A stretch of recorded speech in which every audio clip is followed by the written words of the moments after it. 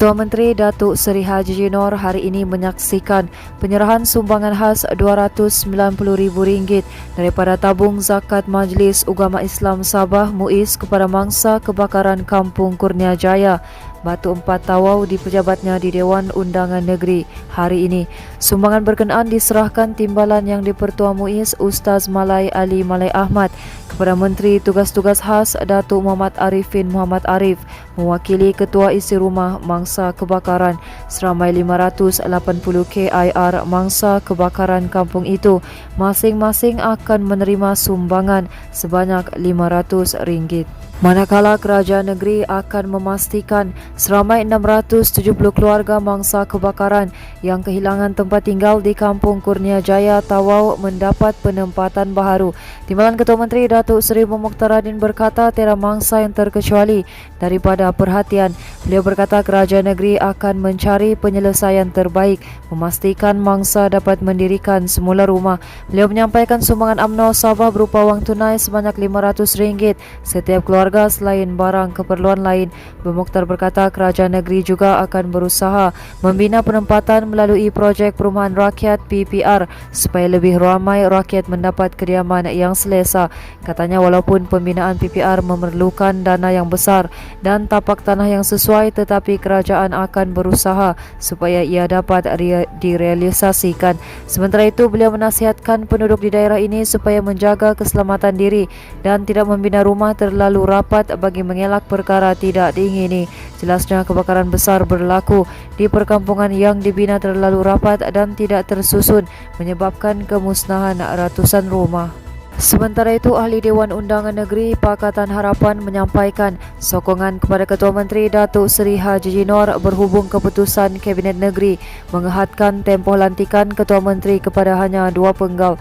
Adun api-api Datuk Christina Liu dalam kenyataan selepas mengetuai PH Sabah pada pertemuan di Pejabat Ketua Menteri di Dun Sabah hari ini berkata had tempoh lantikan itu adalah antara agenda reform Sabah yang dikemukakan sebelum ini. Pagi tadi, Pembantu Menteri di Jabatan Ketua Menteri Datuk Abidin Madingkir menyatakan persetujuan Kabinet Negeri untuk mengehadkan tempoh pelantikan Ketua Menteri kepada 2 penggal. Berita seterusnya, Kerajaan Sabah dicadang memulakan rundingan dengan Kerajaan Pusat untuk mengambil semula labuan daripada wilayah persekutuan bagi mengembalikan persempadanan asal Sabah pada 1963. Cadangan itu dibahas bekas Ketua Menteri yang juga Ahli Dewan Undangan Negeri dilantik Datuk Yong Teck Lee pada sesi perbahasan persidangan Dewan Undangan Negeri hari ini. Beliau berkata pengembalian labuan kepada Sabah perlu selepas penyerahan pulau itu pada 1984 sebagai wilayah persekutuan kedua selepas Kuala Lumpur gagal mencapai matlamat yang digariskan melalui persetujuan Kerajaan Sabah ketika itu. Teck Lee berkata penyerahan labuan sebagai wilayah persekutuan berlaku selepas Dun Sabah meluluskan pindaan perlembagaan negeri pada 8 Mac 1984. Katanya Ketua Menteri Sabah ketika itu Tan Sri Haris Saleh adalah individu yang bertanggungjawab merealisasikan penyerahan labuan melalui siri perbincangan dengan Kerajaan Pusat pada masa itu. Sehubungan itu, Teck Lee meminta supaya cadangan berkenaan diberi pertimbangan sewajarnya oleh kerajaan negeri yang ada sekarang supaya boleh dijadikan legasi kepada generasi Sabah akan datang. Selain itu, Teck Lee turut menyuarakan cadangan agar kerajaan negeri menggubal enactment kad pengenalan Sabah untuk membenarkan penggunaan dokumen pengenalan khas rakyat yang lahir atau berasal dari Sabah. Katanya dokumen itu bagi membezakan pemegang MyKad dari negeri lain yang dikeluarkan kerajaan pusat ketika ini, selain memberi kelebihan kepada pemegangnya untuk menikmati semua keistimewaan sebagai rakyat negeri ini.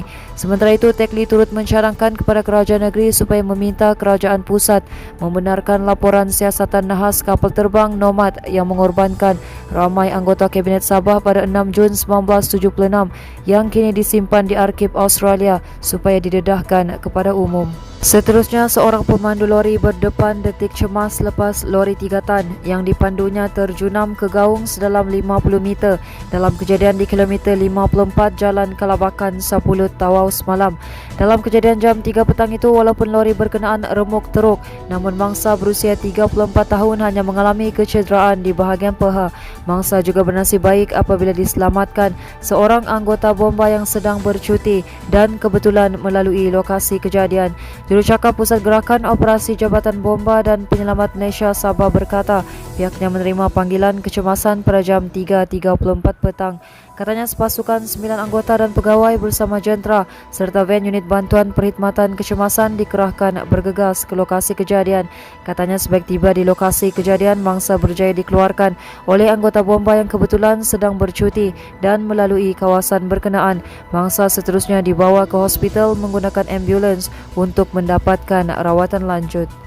Teruskan bersama kami di asoka.com, berita komprehensif.